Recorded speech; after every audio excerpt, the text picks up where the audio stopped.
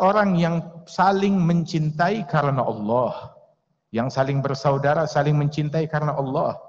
Beruntung orang yang mencintai karena Allah. Percintaan karena selain Allah fana, akan habis. Yang cinta karena politik, politik habis, cinta habis. Kadang politiknya belum habis, cintanya udah habis. Habis manis sepah dibuang. Ada bahasa, nggak tahu di sini bahasanya apa. Itu kita di sana habis manis sepah dibuang. Orang yang cinta karena harta, harta habis, cinta habis. Cinta karena duniawi, dunia habis, maslahat habis, sudah. Akan tetapi kecintaan yang dijalin karena Allah Subhanahu wa taala itu langgeng abadi. Langgeng abadi. Subhanallah.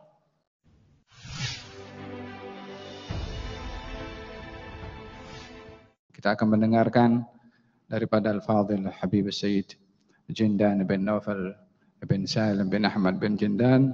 Falyatafaddal mashkura.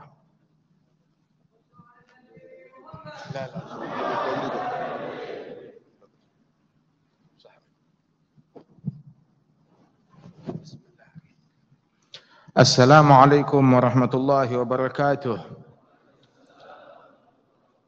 Alhamdulillah. Wassalatu wassalamu ala Sayyidina Rasulillah, Sayyidina Muhammad bin Abdullah wa ala alihi wa sahbihi wa mawalah ma ba'd. Kita bersyukur kepada Allah Ta'ala yang telah menghadirkan kita di masjid yang mulia ini, menghadiri majlis yang agung, majlis yang mulia, di malam yang penuh kemuliaan. Malam-malam yang Allah Ta'ala bersumpah demi malam-malam ini di dalam Al-Quran, wal fajr walayalin ashar. Demi fajar dan demi malam-malam yang 10. Dan inilah malam-malam yang 10 yang sekarang kita berada di malam yang kedua. Dari bulan Dzulhijjah yang dimuliakan oleh Allah Ta'ala, yang disabdakan oleh Nabi besar Muhammad sallallahu alaihi wasallam, "Ma min ayyam al-amalu salih fiha ahab ilallah min ayyamil ashar wala layali afdal min layalihin." Tidak ada hari-hari yang mana amal saleh, amal ibadat lebih disukai oleh Allah untuk dilakukan di hari-hari tersebut. Amal ibadat paling disukai oleh Allah untuk dikerjakan di hari-hari yang semacam ini. Dan tidak ada malam-malam yang lebih mulia daripada malam-malam yang 10 ini. Maka ditanya Nabi Muhammad SAW, walal jihad fisabilillah. Bahkan ibadat yang sedikit di malam-malam dan hari-hari semacam ini lebih disukai oleh Allah melebihi jihad fisabilillah. Apabila Nabi berbicara tentang jihad, jihad yang asli, bukan jihad yang klaim, bukan jihad yang palsu, bukan jihad yang murni duniawi begitu atau stempel jihad, tetapi jihad yang asli, yang sesuai dengan ajaran Rasul sallallahu alaihi wasallam, sesuatu yang langka di zaman ini. Maka ditanya, amal soleh di hari-hari semacam ini lebih disukai dari jihad fisabilillah? Nabi bilang bahkan jihad fisabilillah, amal soleh lebih disukai daripada jihad fisabilillah. Kecuali, kata Nabi, ketika seseorang keluar dari rumahnya untuk berjihad, membawa nyawa, membawa jiwanya, membawa semua hartanya, dan dia pulang tanpa membawa apapun, maka itu bolehlah mungkin sama atau lebih afdal daripada amal soleh yang dilakukan di saat-saat yang semacam ini. Alhamdulillah yang menyampaikan usia kita hingga kita berada di saat-saat yang mulia ini. Dan doa di malam-malam yang semacam ini mustajab, dikabulkan oleh Allah Subhanahu wa taala. Dan puasa di hari-hari yang semacam ini pahalanya besar. Puasa fi ashhuril hurum, dan puasa di 10 hari yang pertama dari bulan Dzulhijjah, dalam sebagian athar bahkan diriwayatkan itu seperti puasa, pahalanya seperti puasa 1 tahun.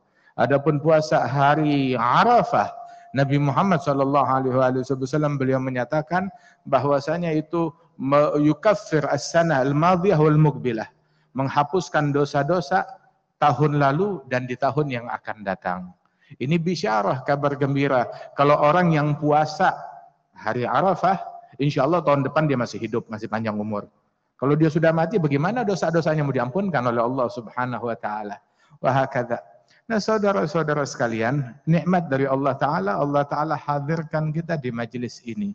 Di mana di dalam majelis ini kita meraih anugerahnya Allah, meraih ampunan Allah, meraih ilmu. Dan di majelis yang semacam ini kekayaan besar yang kita dapatkan. Bukan kekayaan harta, akan tetapi kekayaan di dalam sifat, di dalam akhlak, kita mencarinya di majelis-majelis yang semacam ini. Yang mau belajar tentang tawadhu' di majelis yang semacam ini. Mau belajar tentang persatuan di majelis yang semacam ini. Mau belajar, mau mengenal tentang zuhud di majelis yang semacam ini. Mau belajar mengenal tentang ukhuwah dan mahabbah di majelis yang semacam ini. Yang Al-Habib Ali bin Muhammad Al-Habsyi, beliau menyebutkan tentang ahli majelis yang semacam ini. Ahlus safa wal wafa ma fihimu gattu did ma bain hadha yumid wa akhar kadha yastamid. Orang yang memiliki kemurnian hati, kesucian batin, dan kesetiaan di dalam hubungannya dengan Allah Ta'ala, antara mereka enggak ada kebencian, kedengkian, perselisihan, antara satu sama lain saling support, saling mencintai. Alhamdulillah, di majlis ini kita lihat, Masya Allah, kita kumpul ala mahabbah. Kita semuanya berkumpul dalam cinta kepada Allah Ta'ala. Di zaman semacam ini orang kumpul, bahkan dua orang berjumpa tanpa ada ganjelan di dalam hati, tanpa ada kebencian dalam hati, itu sesuatu yang sulit. Ini berapa banyak berkumpul, di hati enggak ada kebencian sama sekali. Sampai dikatakan dahulu bahwasanya salah seorang ulama, Al-Habib Abu Bakar bin Syahab, belajar kepada para ulama, dia pergi Sewun, kemana tempat. Ditanya, bagaimana engkau dapati para ulama-ulama yang ada di sana? Beliau bilang, saya dapati para ulama yang ada di sana bagaikan penghuni surga. Oh, bagaimana penghuni surga? Penghuni surga, Allah mensifatkan penghuni surga di dalam Al-Quran, wa naza'na ma fi sudurihim min ghil ikhwanan ala sururim mutagabilin. Kami cabut dari dalam hati mereka kebencian, kedengkian, ketidaksukaan antara sesama. Mereka ikhwan, bersaudara yang duduk saling berhadap-hadapan, memandang dengan cinta dan kasih sayang. Tahu gak? Muslim apabila berjumpa dengan muslim lain, mereka memberi salam dan bersalaman, maka turun, bukan musibah yang turun rahmat dari Allah. Turun rahmat Allah Subhanahu wa Ta'ala kepada mereka berdua. Itu diturunkan 10 rahmat untuk mereka berdua. Dan bukan dibagi sama rata. Pembagiannya 10 itu dibagi 2 itu, pembagiannya 9 untuk yang senyumnya lebih banyak. Yang lebih lebar senyumnya, begitu. Yang lebih riang, yang lebih gembira, yang lebih cinta kepada saudaranya, maka dia mendapatkan 9. 1 untuk yang kalah senyum. 2 orang yang saling mencintai karena Allah. Yang saling bersaudara, saling mencintai karena Allah. Beruntung orang yang mencintai karena Allah. Percintaan karena selain Allah, fana akan habis. Yang cinta karena politik, politik habis, cinta habis. Kadang politiknya belum habis, cintanya udah habis. Habis manis sepah dibuang. Ada bahasa, nggak tahu di sini bahasanya apa. Itu kita di sana habis manis sepah dibuang. Orang yang cinta karena harta, harta habis, cinta habis. Cinta karena duniawi, dunia habis, maslahat habis, sudah. Akan tetapi kecintaan yang dijalin karena Allah Subhanahu wa Ta'ala itu langgeng abadi. Langgeng abadi. Subhanallah. Buktinya di majelis ini. Orangnya udah meninggal dunia, tapi kecintaan masih tetap lanjut. Al-Habib Munzir udah meninggal dunia, Masya Allah. Tapi masih tetap kita lanjut hubungan dengan anak-anak beliau, dengan keluarga beliau. Subhanallah. Berapa tahun Abah udah wafat? 9 tahun. Seolah-olah baru kemarin meninggal dunia. Masih disebut, masih dikenang. Alhamdulillah. Ikhwan ala sururim mutagabilin. Ketika mereka orang yang bersaudara karena Allah Ta'ala, ahabbuhuma, yang paling dicintai di antara mereka oleh Allah Ta'ala adalah aktsaruhuma hubban li sahibih. Yang paling besar kecintaannya terhadap saudaranya, itu yang paling dicintai oleh Allah Subhanahu wa Ta'ala. Wa hakadha mahabbah, ukhuwah fillah, persaudaraan yang dijalin karena Allah Subhanahu wa Ta'ala, disandingkan untuk mendapatkan manisnya iman.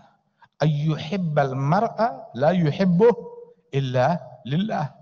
Cinta kepada seseorang, dia tidak cinta kepada orang tersebut, melainkan semata-mata murni karena Allah subhanahu wa ta'ala. Subhanallah. Nah karenanya itu, kecintaan karena Allah subhanahu wa ta'ala, itu didapat di majelis-majelis yang semacam ini.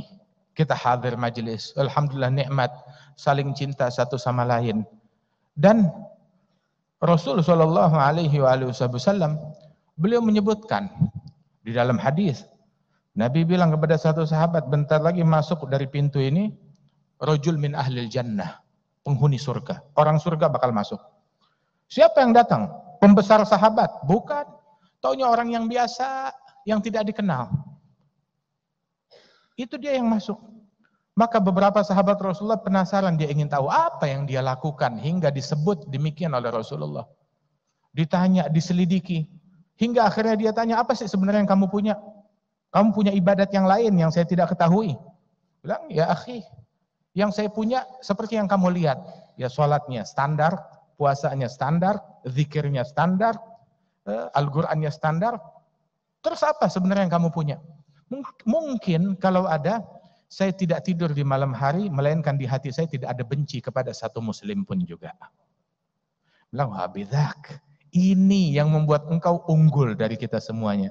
Nabi bilang di dalam hadis, in istata'ta an tanam wa laysa fi qalbik ghil ala ahad minal muslimin faf'al. Kalau kamu mampu bisa untuk tidur di malam hari, di hati enggak ada benci kepada siapapun juga, laksanakan. Bahkan kita tuh dahulu diajarkan, didoktrin oleh para masyayikhina, oleh para guru-guru kita, ketika terjadi kesalahan, kita enggak buru-buru menyalahkan orang lain. Tetapi kita mengintrospeksi diri kita sendiri. Menyalahkan diri kita sendiri, bukan menyalahkan orang lain. Sampai dikisahkan di dalam beberapa kisah, Al-Imam Sayyidina Ibrahim bin Adham, itu dia berjaga di satu kebun, lantas oleh salah seorang penjahat di kampung itu, orang-orang jahat di kampung tersebut, meminta sesuatu kepada beliau yang bukan haknya beliau, maka beliau bilang ini bukan haknya saya. Hingga akhirnya Ibrahim bin Adham dipukul, dia punya wajah, dipukul dengan kuat. Maka Ibrahim bin Adham ketika dipukul oleh orang tersebut, dia cuma bilang, idrib ra'san tala ma'asallah. Silahkan pukullah kepala yang memang sudah banyak maksiat kepada Allah, kepala yang pantas dipukul. Tapi hak orang saya nggak bisa kasih. Ya, kalau kamu mau pukul kepala saya, pukul. Memang pantas dipukul kepala ini. Dipukul lagi. Tiap kali dipukul dia bilang, idrib ra'san tala ma'asallah. Pukul kepala yang memang pantas dipukul. Kepalanya Ibrahim bin Adham udah banyak maksiat, pantas dipukul. 2-3 kali hingga dilerai oleh masyarakat. Hingga bertanya kepada penjahat tersebut, tahukah kamu siapa yang kamu zalimi? Siapa yang kamu pukuli ini? Ini wali besar. Siapa dia? Saya tak kenal. Ini namanya Ibrahim bin Adham. Maka itu orang takut dan dia minta maaf kepada Ibrahim bin Adham. Bilang, ya imam, maafkan saya. Maka Ibrahim bin Adham mengatakan, sesungguhnya adapun maaf, setiap kali kamu memukul saya, tidaklah tangan kamu terangkat dari mukaku, melainkan sudah saya maafkan. Itu tangan lagi di wajah, belum lepas, sudah saya maafkan. Subhanallah. Mereka orang-orang yang tarbiyahnya tinggi, mereka cepat memaafkan. Dan ketika mereka diganggu, mereka merasa, emang saya pantas dibeginikan, memang saya pantas diganggu. Radhiyallahu anhum wa arbahum. Guru daripada guru kami, Al-Habib Muhammad bin Abdullah Al-Haddar, itu beliau di satu majlis, selesai majlis dari masjid, dia keluarlah dari masjid. Saat keluar dari masjid, diganggu, dicaci, dimakilah di dalam masjid sampai keluar masjid. Sampai akhirnya dia cuma bilang, jazakallah khair, syukran. Sudah. Kemudian dia terdiam sepanjang jalan, berjalan ke rumahnya. Sampai masuk dalam rumah dia berkata, samahnak, samahnak, saya maafkan, saya maafkan, saya maafkan. Udah gitu dia menangis. Dia bilang, keluarganya bertanya, Abah, kenapa menangis? Bilang, saya lambat dalam memaafkan dia. Harusnya saya maafkan saat itu juga. Sebenarnya sudah dimaafkan saat itu juga, tetapi dia sibuk membersihkan hatinya biar nggak ada ganjalan satu titik pun, hingga sampai rumah barulah tuntas membersihkan hatinya, hingga dia bilang sekarang murni udah saya maafkan, nggak ada ganjalan lagi. Saya terlambat 5 menit dalam memaafkan dia. Makin bersih, makin tinggi peringkat seseorang, makin cepat di dalam memaafkan. Manusia itu disebutkan bahwasanya ada di antara mereka yang susah dibuat marah. Apabila sudah marah, maka dia mudah memaafkan. Ini orang terbaik. Sulit dipancing emosinya dia. Sampai dibilang kalau kamu mau tahu hakikat seseorang, idza bata'rif rajul aghdibuh. Kalau kamu mau tahu hakikat seseorang, pancing emosinya dia, kelihatan aslinya. Sampai ini kita ada apa nih namanya? Gahru, kayu gahru. Kayu dicium tak ada wanginya. Baru kecium wanginya kapan? Saat dibakar di atas api. Lagi kuat apinya, lagi kuat aromanya. Kelihatan aslinya seseorang saat diprovokasi keluar seperti apa. Nabi SAW dicekik dari belakang, ditarik kuat-kuat sorbannya Rasulullah hingga membekas di lehernya Nabi Muhammad. Siapa menarik? Seorang Yahudi, dan berkata, ya Muhammad, bayar hutangmu yang sudah jatuh tempo. Sayyidina Umar menghunuskan pedangnya, dikira ada orang yang ingin mencelakakan Nabi Muhammad. Maka Yahudi itu dia ketakutan melihat Sayyidina Umar menghunus pedangnya. Maka Nabi Muhammad menghalau Sayyidina Umar, sarungkan pedangmu, jangan ganggu dia. Bilang, ya Rasulullah, dia kasar di dalam menagih hutang. Bilang, kalau kamu memberikan nasihat, nasihati dia menagih hutang dengan baik, dan nasihati yang berhutang, kalau berhutang bayar baik-baik. Kata Rasul sallallahu alaihi wasallam. Ada Nabi Muhammad terhadap Yahudi. Lantas setelah itu Rasul sallallahu alaihi wasallam bilang, bayar hutangnya, ambil uang. Disuruh lagi Sayyidina Umar yang membayarnya. Ambil uang dari Rasulullah, dibayar oleh Sayyidina Umar sekian. Sudah dibayar. Terus Nabi bilang, kasih lebih lagi. Dikasih lebih. Untuk apa saya kasih bonus baginya ya Rasulullah? Bilang, kasih bonus sebab kamu sudah takut-takuti dia dengan pedangmu. Dikasih bonus oleh Nabi Muhammad SAW. Nabi Muhammad SAW beliau mengatakan, orang terbaik di antara kalian itu adalah ahsanukum qadaan, yang kalau berhutang dia membayar dengan sebaik mungkin. Sallallahu alaihi wasallam. Dikasih lebih oleh Nabi Muhammad. Kemudian Nabi bilang, dan asal tahu saja, belum jatuh tempo, jatuh temponya masih 3 hari lagi. Yahudi itu berkata, betul, jatuh temponya masih 3 hari lagi. Lantas kenapa kamu buat macam itu kepada Rasulullah? Maka Yahudi itu berkata, saya ini sudah membaca di Taurat, saya kaji, saya pelajari sifat Nabi yang terakhir. Semuanya tanda-tandanya ada pada diri Muhammad. Tinggal ada satu tanda yang saya belum lihat, saya belum nampak. Apa? Itu baru saya nampak sekarang ini. Sifat Nabi yang terakhir semakin diprovokasi, semakin dia bersabar, semakin santun akhlaknya. Semakin harum sikap dan tutur katanya. Masya Allah, la yaziduhu jahlu jahil illa hilma. Dalam hadis demikian. Semakin dipancing, semakin diprovokasi, semakin dia santun, semakin berakhlak, semakin bersabar. Dan hari ini saya lihat dan dia masuk Islam. Asyhadu an la ilaha illallah wa asyhadu annaka Rasulullah sallallahu alaihi wa alihi wasallam. Wa hakadha. Sifat-sifat yang demikian tersebut diajarkan oleh para guru-guru kita, yang mana majelis ini bersanad kepada orang-orang mulia tersebut. Yang dulu kita diajar oleh mereka, man la yanfa'uk lahdhuh la yanfa'uk lafdhuh. Mau berguru bukan cuma kepada orang yang pandai bersyarah, berbicara, akan tetapi barang siapa yang dengan memandang dia kamu tidak bisa mengambil manfaat dengan memandang dia, jangan harap kamu bisa mengambil manfaat dengan mendengar ucapannya. Masyayikh, para guru yang pandangan terhadap mereka memberikan ilmu, belum lagi ucapan mereka, baru memandang saja sudah memberikan ilmu. Radhiyallahu anhum wa ardahum ajma'in. Disebutkan bahwasanya Al-Imam Al-Arif Billah, ini datuknya Al-Habib Abdullah, Al-Habib Ali bin Muhammad bin Husain bin Abdullah bin Syekh Al-Habsyi. Ini Al-Habib Abdullah bin Abdul Qadir bin Muhammad, ini ayahnya. Al-Habib Ali bin Muhammad bin Husain.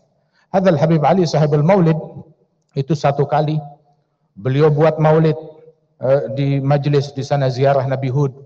Kemudian setelah mahalul qiyam beliau berdiri. Baru saja beliau berdiri, semua yang hadir menangis ngelihat beliau.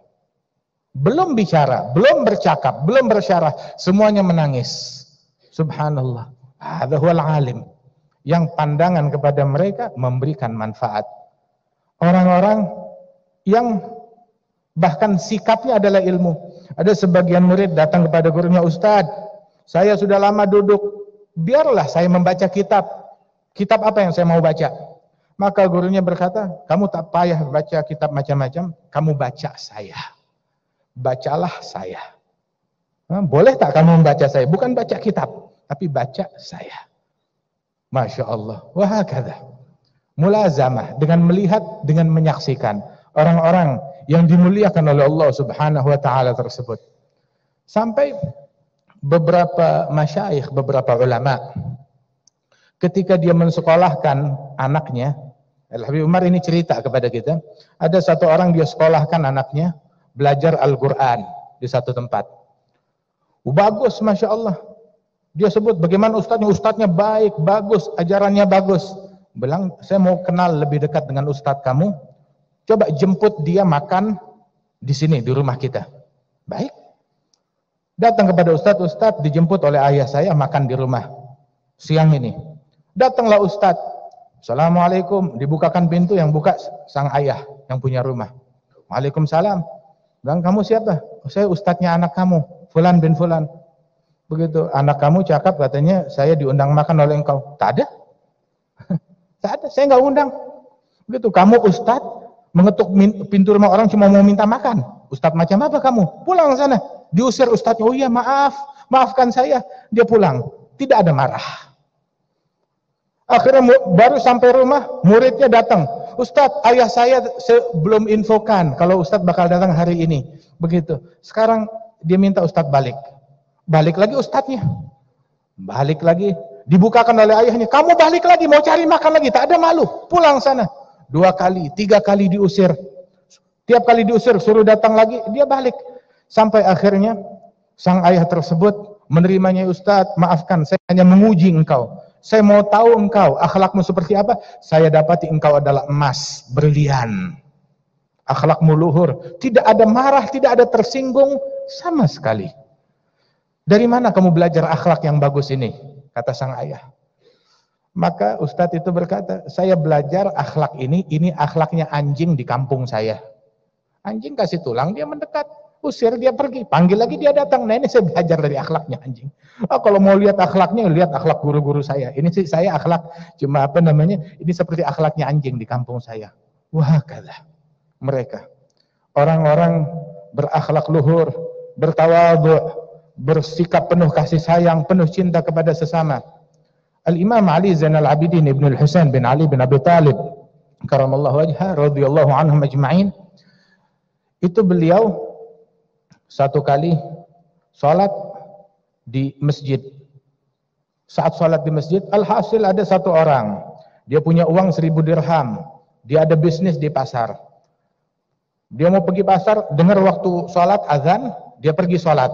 Kemudian setelah sholat langsung pergi pasar. Dia tunaikan bisnisnya, dia mau bayar, uangnya tak ada. Loh, mana? Oh, mungkin tertinggal di masjid. Balik ke masjid, masjid sudah kosong, cuma ada satu orang lagi sholat, Ali Zainal Abidin. Dia tak kenal ini siapa. Maka dia datang, wah ini pasti malingnya.